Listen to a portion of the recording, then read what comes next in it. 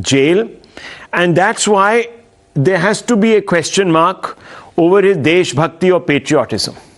That's not true at all, because you see the question of this petition, it's something that keeps coming up all the time. It was a very, very normal procedure, which a lot of political prisoners, it was not a privilege given to Savarkar especially.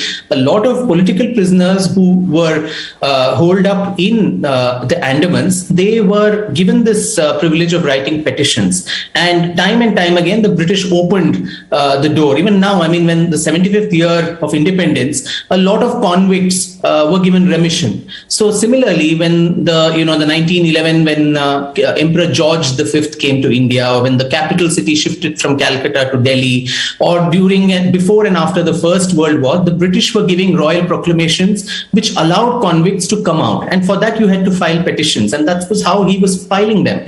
And in fact, he was not filing it for himself. In my book, I have actually listed all the petitions in toto. And anybody can see that that's not an apology that he ever sought, but he was being like a spokesperson for not only himself, but all the other political convicts. In his 1917 petition, for instance, he says that if my name constitutes an obstacle in the release of all the other prisoners, then omit my name and release the others, and that would give me as much happiness as my own release would give. So very obviously, he was being a spokesperson for the other unlettered young, revolutionaries who were holed up in cellular jail.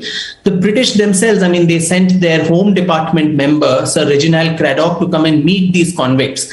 And Reginald Cradock, in his official jotting, says, I met Savarkar, and he expresses no regret or remorse or repentance for what he has done. I mean, this is an official British record. What more does one need? And it's not as if he was the only one, as I said, who wrote petitions. There were several others like Barin Ghosh, Aurobindo Ghosh's brother, Ulhaskar Dutt.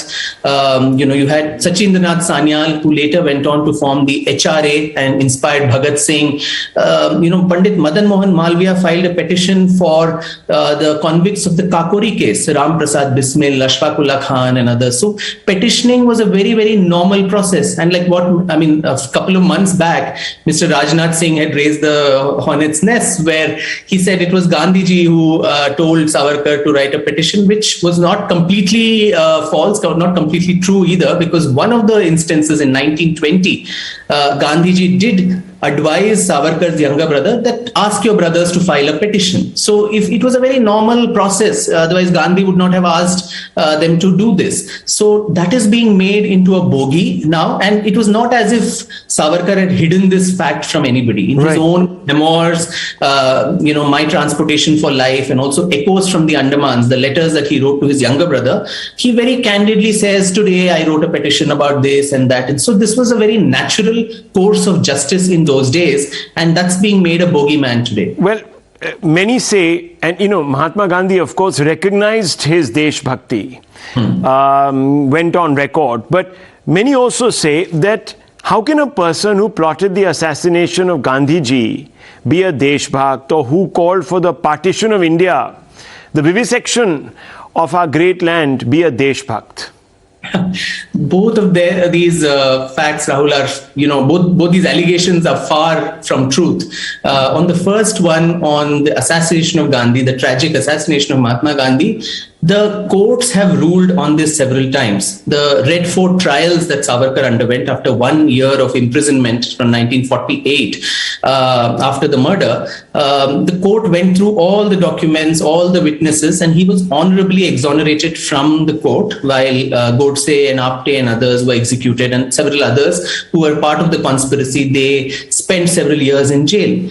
So he was exonerated. And as recent as 2018, you had a gentleman called Dr. Pankaj Fadnis, who filed a PIL in the Supreme Court, asking whether this Kapoor Commission, which had implicated Savarkar, that is a blot on Savarkar's legacy and so on. And the Supreme Court appointed amicus curiae who went through all the documents, the Red Fort trials, Kapoor Commission reports, all of that. And after 1.5 years, Justice Bobde, who was the CJI, and also Nageshwar Rao, Justice Nageshwar Rao, they gave a ruling that, the petitioner's contention that Savarkar is has been maligned, is completely baseless, and the trial court's verdict stays. So when the courts of the country have time and again exonerated a person. For our petty politics to keep flogging the same dead horse, I think that is very, very unfair.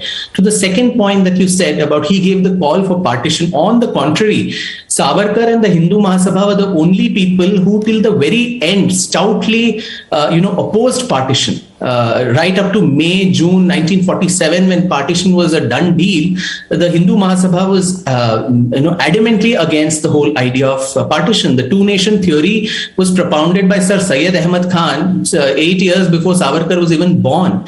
And so the Muslim League's formation, or the Morley Minto reforms, a separate electorate, the Lucknow Pact, the communal award, and the Congress's appeasement of the Muslim sentiments right from the Khilafat movement and so on. These were the ones which had sowed the seeds of partition. And the Congress, Rahul, actually accepted partition even before Jinnah made an offer for that. I mean, in 1942 August, the Congress Working Committee passed a resolution just before the Quit India movement was launched, supporting partition. Rajgopalachari got the Madras legislature to put a stamp on the Pakistan plan at a time when Jinnah was not even making his demands very stoutly. So I think it's very, very historically unfair, and also unfair to the legacy of these people, that we make these loose allegations based on figments of imagination. So I'm asking you, is he just a victim of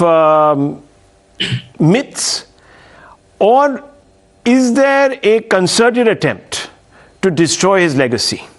I think there's a concerted attempt to do this, because including his, implication in the Gandhi murder was something that it was a fixed case. I mean, in my book, I do quote that, Dr. Ambedkar, no less than him, who was a law minister, had called Savarkar's lawyer and Bhopatkar and told him that, there's no case against your client. This is being, it's a political witch hunt. It's being something that he's fixed, and your client will come out scot-free because there is no evidence. So using that bogeyman constantly, the taint of Gandhi's murder kept being put on him, and that keeps coming even now, when things like should he be conferred the Bharat Ratna and all that, at these times this is constantly invoked.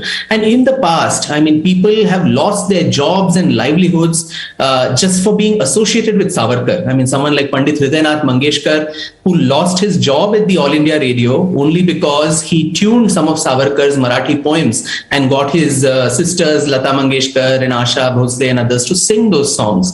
And even today, I mean, for someone like me who's written his biography, the kind of hatred, both nationally as well as international, conspiracies that I face for this is something that it's not a coincidence that this is just happening just like that. It is a concerted attempt not only to tarnish Savarkar's legacy, but on anybody who tries to either be associated with him or who tries to throw the light on the facts that are surrounding his life and times. Mr. Sampath, thank you very much. Viewers, I would really implore you to